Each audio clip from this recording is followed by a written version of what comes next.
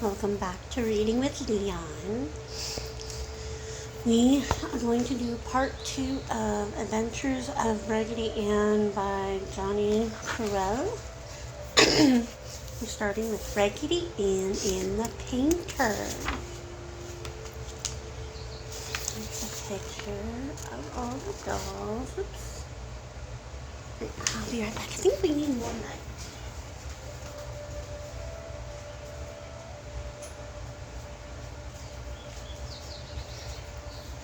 See if that works.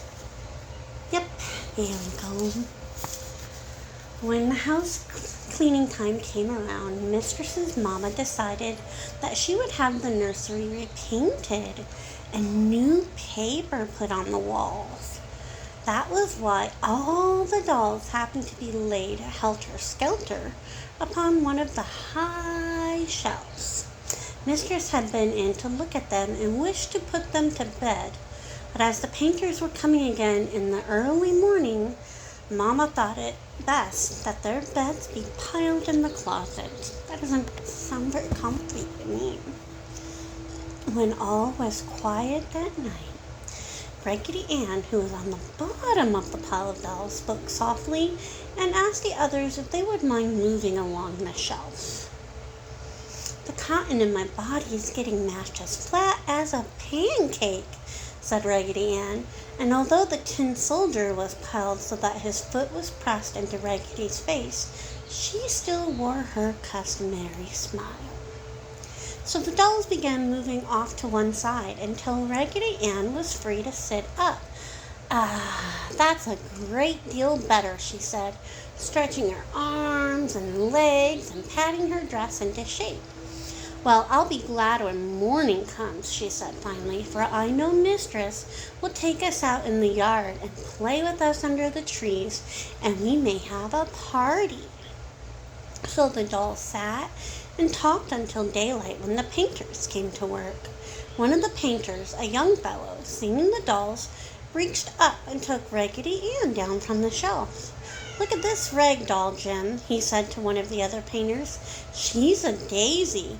And he took Raggedy Ann by the hand and danced with her while he whistled a lively tune.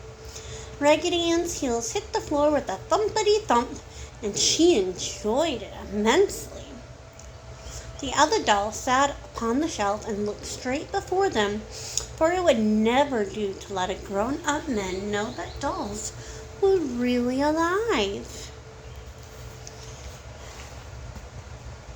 "Better put her back upon the shelf," said one of the other men. "You'll have the little girl after you. The chances are that she likes that rag doll better than any of the others."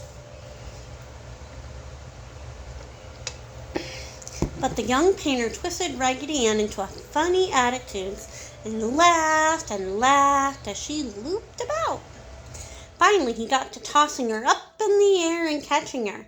This was great fun for Raggedy, and as she sailed up by the shelf, the dolls all smiled at her, for it pleased them whenever Raggedy Ann was happy. But the young fellow threw Raggedy Ann up into the air once too often, and when he came down, he failed to catch her, and she came down splash, head first into a bucket of oily paint. Oh no, there she is getting thrown up in the air. I wonder if that was before the throw into the paint. "I told you," said the older painter, "and now you're in for it." "Oh my goodness, I didn't mean to do that," said the young fellow. "What had I better do with her?" "Better put her back on the shelf," replied the other. So Raggedy Ann was placed back on the shelf, and the paint ran from her head and trickled down onto her dress. After breakfast, Mistress came into the nursery and saw Raggedy Ann all covered in paint, and she began crying. The young painter felt sorry and told her how it happened. "If you will let me, I will take her home with me, and will clean her up tonight and bring her back the day after tomorrow." So Raggedy Ann was wrapped in newspaper that evening and carried away. Meow, meow, meow. I got a new kitty. Her name is Rowena. She's getting used to where everybody's at. Come on, baby. Come Winnie.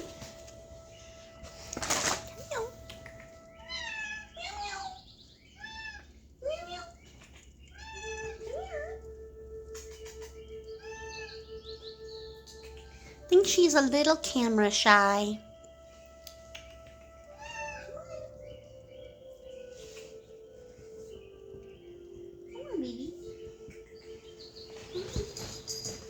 Yeah, she doesn't want to be on the camera. So let's see where we left off. All the dolls felt sad that night without Raggedy Ann near them. Poor Raggedy! I could have cried when I saw her all covered in paint, said the French doll. She didn't look like our dear old Raggedy Ann at all, said the tin soldier, who wiped the tears from his eyes so that they would not run down on his arms and rust them. That paint covered her lovely smile and nose, and you could not see the laughter in those shoe-button eyes, said the Indian doll. And so the dolls talked that night and the next, but in the daytime, when the painters were there, they kept very quiet. Oh no, there's Raggedy Ann all covered in paint. And there she is afterwards, so he must have gotten her all clean. Let's see here. The second day, Raggedy Ann was brought home, and the dolls were all very anxious for night to come so that they could see and talk with Raggedy Ann. At last, the painters left, and the house was quiet, for Mistress had been in and placed Raggedy on the shelf with the other dolls. "Tell us all about it, Raggedy dear," the dolls cried. "Oh, I am so glad I fell in the paint," cried Raggedy, after she hugged all the dolls, "for I have had the happiest time. The painter took me to his home and told his mama how I happened to be covered with paint, and she was very sorry. She took a rag and wiped off my shoe-button eyes, and then I saw that she was very pretty, sweet-faced lady, and she got some gasoline and wiped off most of the paint on my face." Gasoline works on paint? Wow! "But you know," Raggedy continued, "the paint had soaked through my rag head and had made the cotton inside all sticky and soggy, and I could not think clearly, and my yarn hair was all matted with paint. So the kind lady took off my yarn hair and cut the stitches out of my head and took out all the painty cotton. It was a great relief, although it felt queer at first, and my thoughts seemed scattered. She left me in her work basket that night and hung me out on the clothesline the next morning when she had washed the last of the paint off. And while I hung out on the clothesline, what do you think? We could never guess," all the dolls cried, "why a dear little Jenny Wren came and picked enough cotton out of me to make a cute little cuddly nest in the grape arbor." "Wasn't that sweet?" cried all the dolls. "Yes, indeed it was," replied Raggedy Ann. "It made me very happy. And then the lady took me in the house again, and she stuffed me with nice, new, lovely cotton all the way from my knees up, and sewed me up and put new yarn on my head for hair, and it's a secret," said Raggedy Ann. "Oh, tell us the secret," cried all the dolls as they pressed closer to Raggedy. "Well, I know you will not tell anyone who would be glad to know about it, so I will tell you the secret and why I'm wearing my smile a trifle broader," said Raggedy Ann. There she is out on the clothesline, and the bird who got the cotton from her. "When the dear lady put the new white cotton in my body," said Raggedy Ann, "she went to the cupboard and came back with a paper bag, and she took from the bag 10 or 15 little candy hearts with mottos on them, and she hunted through all the candy hearts until she found a beautiful red one, which she sewed up in me with the cotton. So that is the secret, and that is why I am so happy. Feel here," said Raggedy Ann. All the dolls could feel Raggedy Ann's beautiful new candy heart, and they were very happy for her. After all had hugged each other good night and had cuddled up for the night, the tin soldier asked, "Did you have a chance to see what the motto on your new candy heart was, Raggedy Ann?" "Oh, yes," replied Raggedy Ann. "I was so happy I forgot to tell you. It had been printed upon it the nice blue letters, 'I love you.'" And there she is getting fixed. And the next chapter is Raggedy Ann's trip on the river. There's Raggedy Ann. It looks like she's laying down in the grass with the flowers. Raggedy Ann's trip on the river. When Marcella had a tea party out in the orchard, of course all the dolls were invited. Raggedy Ann, the Tin Soldier, the Indian doll, and all the others. Even the 4 little penny dolls in the spool box. After a lovely tea party with ginger cookies and milk, yum! Of course the dolls were very sleepy.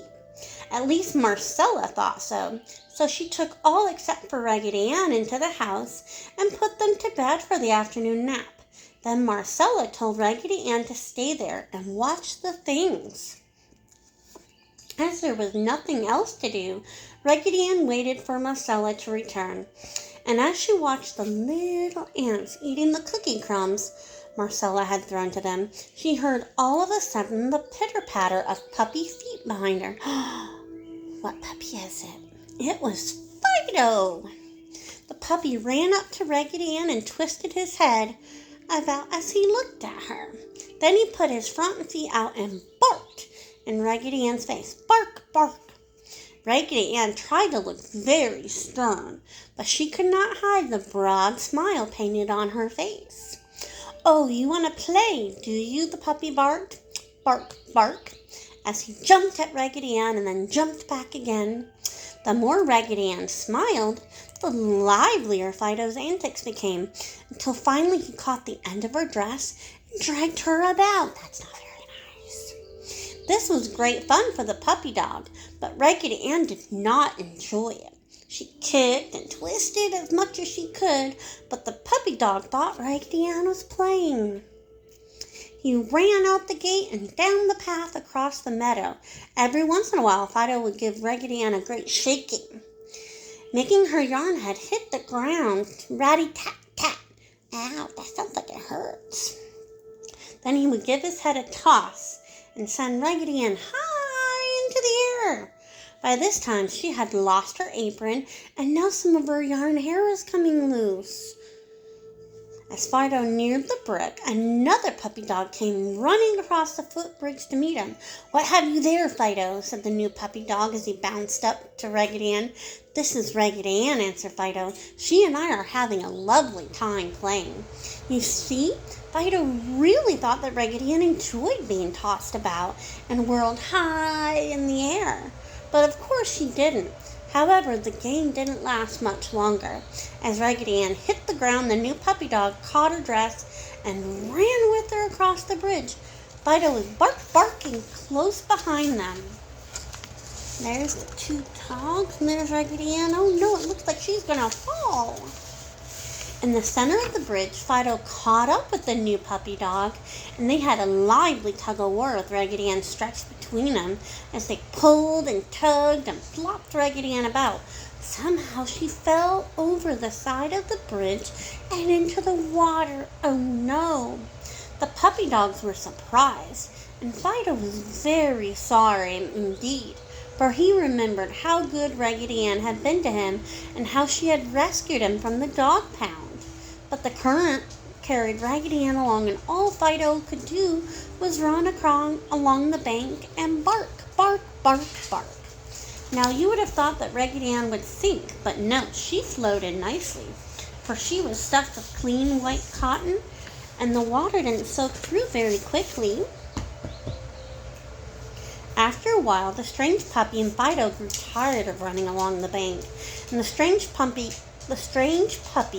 scampered home over the meadow as if he had nothing to be ashamed of. But Fido walked home very sorry indeed. His little heart was broken to think that he had caused Raggedy Ann to be drowned. But Raggedy Ann didn't drown, not a bit of it. In fact, She even went to sleep on the brook, for the motion of the current was very soothing as it carried her along, just like being rocked by Marcella. So, sleeping peacefully, Raggedy Ann drifted along until she lodged against a large stone. Raggedy Ann tried to climb upon the stone, but by this time the water had thoroughly soaked Raggedy Ann's nice, clean, white cotton stuffing, and she was so heavy she could not climb. So there she had to stay until Marcella and Daddy came along and found her. Poor Raggedy Ann. She tried to climb. You see, they had been looking for her. They had found pieces of her apron all along the path where Fido and the strange puppy had shaken them from Raggedy Ann. So they followed the brook until they found her. Yay! When Daddy fished Raggedy Ann from the water, Marcella hugged her so tightly to her chest, the water ran from Raggedy Ann and dripped all over Marcella's apron. But Marcella was so glad to find Raggedy Ann again, she didn't mind it a bit. She just hurried home and took off all of Raggedy Ann's wet clothes and placed her on a little red chair in front of the oven door, and then brought all the other dolls in and read a fairy tale to them while Raggedy Ann steamed and dried. When Raggedy Ann was thoroughly dry, Mama said she thought the cake must be finished, and she took from the oven a lovely chocolate cake and gave Marcella a large piece to have another tea party with. That night, when all the house was asleep, Raggedy Ann raised up in bed and said to the dolls who were still awake, "I am so happy. I do not feel a bit sleepy. Do you know, I believe the water soaked me so thoroughly that my candy heart must have melted and filled my whole body, and I do not feel the least bit angry with Fido for playing with me so roughly." So all the other dolls were happy too. For happiness is very easy to catch when we love one another and are sweet all through. And that is the end. That's some good advice. Be happy for those around you, and it'll spread the happiness. Compliment someone if you like something, and like and subscribe their stuff if you like them. Follow them. Send your friends encouraging words and thoughts. Just let them know that you're there for them, and that'll bring happiness. I hope you guys have a great day. Bye.